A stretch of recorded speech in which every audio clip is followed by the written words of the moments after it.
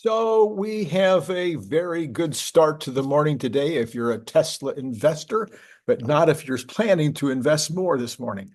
The stock was down momentarily, and I managed to get a few more of those leaps.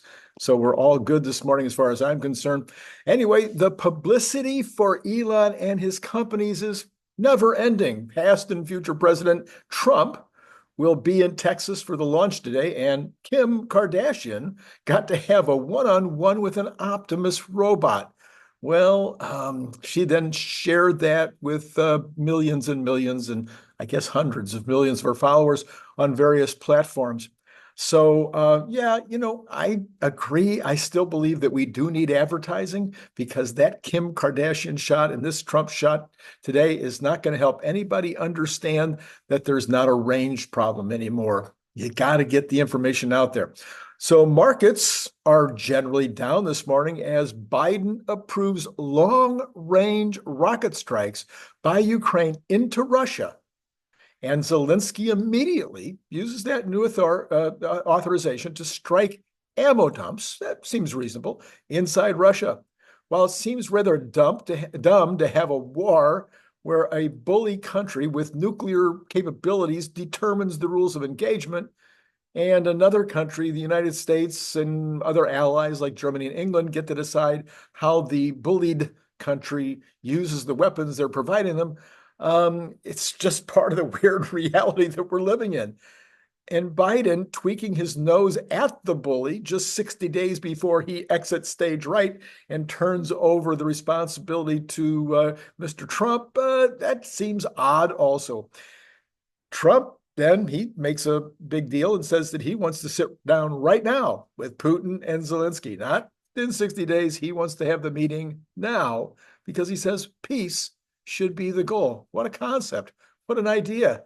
Anyway, the stock market is down. Most stocks are down, but there's a few exceptions, like, for instance, Tesla and NVIDIA seems to have overcome whatever issues there were or were not around overheating chips on the new product that's coming up next. And it is actually up today in this down market as well. Anyway, the headlines are saying that the Russia dust up is the reason for equities being down. If so, they must not be too worried because the Dow is only down 325. The S&P, last time I checked, was only down 23, and the VIX is sitting at 16. So I'm not seeing the massive amounts of fear and trepidation right now in the markets. Anyway, Sawyer Merritt has this excellent news this morning for Tesla investors. 17,100 new Teslas were insured in China last week. That is the second strongest week of Q4 so far, and the fifth best week of all of 2024. With that keeps Tesla on track for a record quarter out of China for Q4, which of course we will need if Elon is going to hit his magic number of, I believe, 516,000 would be enough to make sure he's better than 2023. I think it's rather not going to matter very much whether it's 515 or 510 or even 499. But the reality is, I think Elon wants to hit the number, and he seems to be pulling out all the stops to get that done. CNBC is reporting this morning the Jim Cramer report. And we know, of course, that Jim Cramer, and some people compare me to Jim Cramer and say that whatever I say, you should vote, go the other way with regard to your stock decisions that given day. But Jim Cramer's had this reputation for a very long time in our community. Anyway, here's what he said today. He says that the Trump team's plan for autonomous vehicles might be easier said than done. Well, Elon's been saying that forever also. He said he noted that numerous state and local governments would have to agree to new rules, saying that the idea that the federal government can somehow allow self-driving cars everywhere with the stroke of a pen is just plain fanciful. No, Jim, that's how our government works. We have a federal government that can, in fact, make decisions that all the states have to follow. Otherwise, we wouldn't have a federation, we wouldn't have a republic, we wouldn't have this method that we have here. Now, states can argue and they can sue and they can create confusion and create problems. I don't think they're going to in this particular case because, as I said yesterday about the federal government not having any data any of their own data, no methodology. They have no approach, no way that they can figure out whether Tesla and or any of these other companies are meeting any criteria other than you have to have LiDAR or radar or something like that, which would be nonsense for them to make the decision based on the equipment rather than based on the data. Anyway, the only company with the data, well, significant data, really significant data, is Tesla, maybe a little bit Waymo. I mean, sure, General Motors and Ford, they've managed to get some data, but by comparison, not even close. So anyway, he continues. He's willing to bet on Tesla. See, that's the problem. And so the stock should be down, but it's up. He's willing to bet on Tesla because of what Barclays analyst dubbed an Elon premium in a recent note. The CEO's involvement in Trump's successful campaign sharply elevated Musk's standing as a global power broker, which I've been saying since, I don't know, how long does it take these guys to get the point? The analyst wrote, also pointing out that Tesla stock is traded in line with its other ventures, such as successful launch at SpaceX. Kramer also stressed that Tesla stands apart from its EV peers because of its tech focus. Really? No matter what, though, the quote goes on, also remember Tesla is a tech company. The others are automakers, and a tech company can get an insanely high-priced earnings multiple with no one blinking, so much as an eye about it. Okay. This is from WCCFtech.com. I don't think I've ever quoted them before.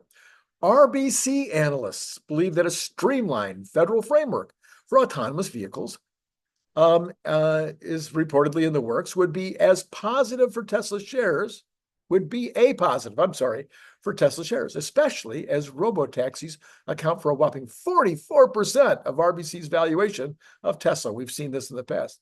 While expressing confidence in the prognostication that FSD would be, I love that word, prognostication, don't you? I mean, it just sounds so cool coming off. Anyway, while expressing confidence in the prognostication that the FSD would be ultimately it will reach level 4 status, RBC analysts see private AVs eventually becoming living rooms, bedrooms, and offices on wheels. I think Elon said that. This is all the more critical as FSD accounts for another 33% of RBC's valuation of Tesla. So wait, we've got 44% is Robotaxi. Where did it go there? I think it was 40. Yeah, 44% is Robotaxi, 33% is FSD. So 77% of their valuation is based on just Robotaxi and FSD. That doesn't leave much for energy and cars. And then there's this little Kardashian new friend, Optimus. Anyway, however, the Canadian bank does introduce a cautionary note in its write-up, underscoring the fact that Tesla still has a ways to go to prove that its camera-based system will ultimately work with limited interventions. They do have a little way to go. Critically, RBC notes, as we understand it, FSD's next version, 13.0, is tracking at 10,000 miles before interventions, compared to Waymo's 17,000 level. What's more, some states like California may mandate LiDAR sensors for granting an AV license. I'm not sure that's correct. RBC analysts remain unsure whether a federal AV regulatory framework will be able to supersede the specific policies of individual states. Dumb Canadians, I guess they don't get our law. Moreover, RBC views the expected removal of the $7,500 EV tax credit as a net negative for Tesla. This is in direct opposition to Tesla's own assertions during the Q3 earnings call, where the EV giant took pains to highlight its cost advantage over other players. To hammer the point home, RBC analysts assert that the manufacture of internal combustion engines, ICE vehicles in the U.S. constitute the real competition for Tesla. And on that, they are correct. We're not fighting the other EV players. We are fighting the ICE guys. That's what Elon says. That's what I have said in the book since day one on this show. It isn't about the other. Now, yes, we're all competitive by nature, and we want Tesla to be number one among all the EV players too. But the reality is that isn't the fight. The fight is with ICE. We think Tesla's real, quote, we think Tesla's real competition is not other EV makers, especially in the US where EV penetration is still in the single-digit percentages, rather, barely. Rather, competition is ICE, and IRA federal credits are important aid to reaccelerating EV demand, which has stalled in recent months. The increases have stalled. Nonetheless, given the outside importance that autonomous driving carries for Tesla, RBC analysts think that the federal deregulation on AVs would be a bigger positive than eliminating the $7,500 credit would be. Today's note from RBC echoes the broadly upbeat tone that Wall Street analysts have been striking on Tesla since Trump's re-election. For instance, BofA analysts recently admitted that Tesla might see potential upside going forward vis-a-vis the federal regulation of autonomous vehicles at FSD, which aligns with Elon Musk's push for national standards for self-driving. This is from Brian Basson. That would be at Basson, Basson, Brian. No, I'm sorry, turn that around. Basson, Brain, Basson, Brain. Okay, on X. He says German police have launched an operation on Monday to remove Tesla Giga Berlin protesters from the forest nearby. A large number of police vehicles arrived in the area and is expected to be a longer-term deployment than usual for the authorities, giving the protesters refusal to leave. Grünheim press contact Beit Cardels has also said the activists had so far been uncooperative and would likely continue to resist leaving. Police, I'd love to have the authority to make those removals and have a bunch of police officers to do it for me. Police have thus far resisted a flat-out eviction of the group, which rely on its right to assembly as the legal backing for its ability to stay in the forest.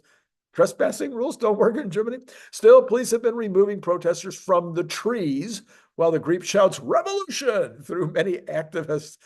Many activists have attempted to scale the trees to avoid seizure. Yeah, there's ways to get people out of trees.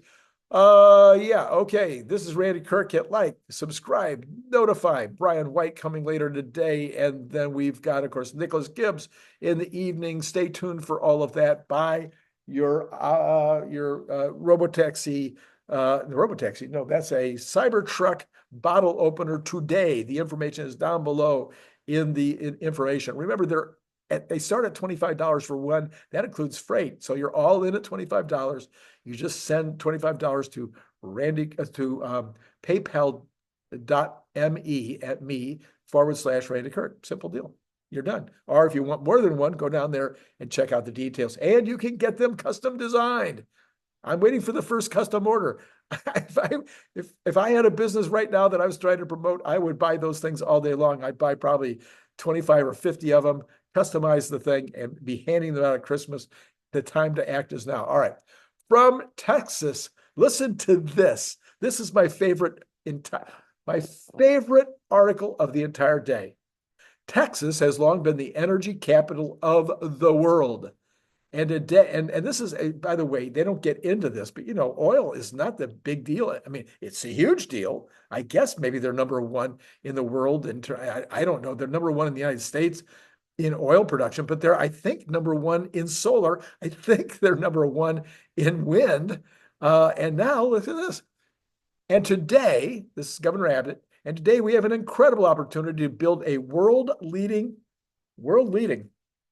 advanced nuclear industry that will deliver safe, reliable power for generations to come, according to PUCT Commissioner Jim Galotfelty. I want to thank the governor for his direction on this important issue and the many people who dedicated their time and expertise to this work. The economic and policy recommendations we've outlined will inspire swift action and help Texas become the leader in advanced nuclear energy. In August 2023, Governor Abbott directed the PUCT to perform a working group to study and plan for the use of advanced nuclear reactors. Over the past year, the working group developed key recommendations and strategies to position Texas as number one. That's just phenomenal. I love it. 100%. Okay, from the Kobasi letter this morning, breaking. And you'll know I will not like this article, except I will appreciate its thought. Breaking 20% of U.S. small businesses have seen sales drop over the last 3 months. This is the most since the 2020 pandemic. This is the worst reading other than the pandemic since the 2001 and the 1991 recessions, according to NFIB data. This is also the 29th consecutive month of declining sales, the longest streak since the 2008 financial crisis. At the same time, the small business uncertainty index spiked to 110 points, the highest level on record. Small businesses cite inflation and labor market as their biggest issues. U.S. small businesses are in a recession, as I've been saying for months and months and months and months and months. I am probably one of the very few analysts out there that cover NFIB. Why? Because I've been studying small business my whole life. I've written, I don't know, almost 10 books on small business. One of them called When Friday Isn't Payday, which was published by Warner Books. If you're a small business owner, or if you are thinking about getting into small business, you should buy a copy of my book. It was on the cover of Inc. magazine as the one of the top 3 books for small business in the year that it was published, 1993. But it's the newest edition I rewrote just 3 years ago, I believe. Anyway, it's still my best book. It's the best book I wrote. Anyway, Barron's housing starts, a measure of U.S. home building, fell 3.1% in October to a seasonally adjusted rate of 1.3 million. Economists polled by Wall Street had expected 1.34 million instead of 1.31. So that's a miss. Starts were 4% below the same month last year. September starts were revised marginally lower to 1.35 in the previous month. Residential permits, which can hint of future home construction, flicked down 0.6% to 1.416 million. That was beneath a forecast of 1.43. So this data comes after, now see, this is October, so this is looking backward, but yesterday I reported on the builders' confidence, and home builders' confidence rose in November on post-election optimism, according to the National Association of Home Builders. We talked about that yesterday, as I mentioned. Okay. So where are the markets now? Let's go ahead and take a look at where things are right now. So we have Tesla, believe it or not. Tesla is now up $5.56 at $344. I don't know if it'll be today or tomorrow, but a trend line, just the trend. This is not a prediction, but the trend line would tell me we're going to go test those highs from the other day. I think 368. So based on what we're seeing right now, it's going to be hard for me to get a good price on that next little bit that I want to buy. All right, we've got the Dow is still down 292, but the NASDAQ has gotten into the green also, up 1035. We got the S&P down 17, so that's better than it was earlier. Actually, the Dow is better than it was earlier also. All those worries about Russia just evaporating into thin air. As I mentioned, Apple's up a little bit. The rest of the Mag 7 are down, except for NVIDIA, which is up 274. I believe it was down about that amount yesterday, so that's recovering from that. Things are trending generally kind of higher across all of these. The Cathie Woods are completely mixed this morning, just about as much green as there is red. Okay, so percentage-wise, you've got the Dow. Oh, my goodness. Fumble fingers, 0.68 down. NASDAQ, 0.04 down now, just a little bit heading down again. S&P down 0.31. Tesla up 1.41. Off a little bit from that $5 plus a few minutes ago, now $4.78. Okay, let's go look at the bonds. The bonds finally, the bonds are having a rally, so the yields are down 3.9 basis points to 4.375. I was looking at this morning. Do you know that if you wanted to, you could buy 30-year treasuries with a 4.56 yield. You could lock in this is not investment advice, but for some people, this makes a lot of sense. Or I believe you can go get money market certificates even higher than this, maybe over 5%, and lock. I don't know how with money market certificates, I don't know how long you can lock them in because I don't know anything about money market certificates other than that they exist.